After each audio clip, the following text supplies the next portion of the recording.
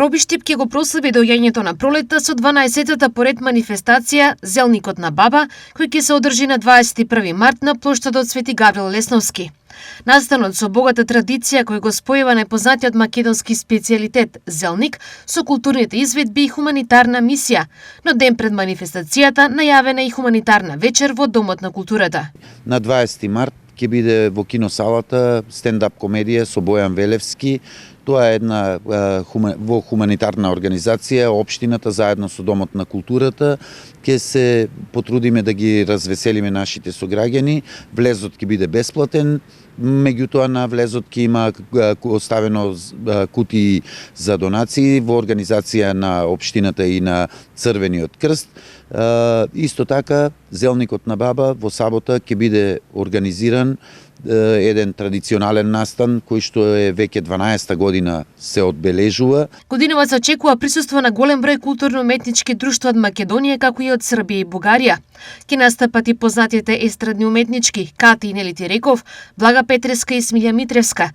Посетителите, меѓу другото, ќе може да уживаат во брзо сукање на зелник и печење под вршник, избор на најдобра етномаса. Имаме оваа година можеби и најмногу пријавени учесници на оваа традиционална веќе манифестација и од соседните држави, не само од Македонија, има учесници.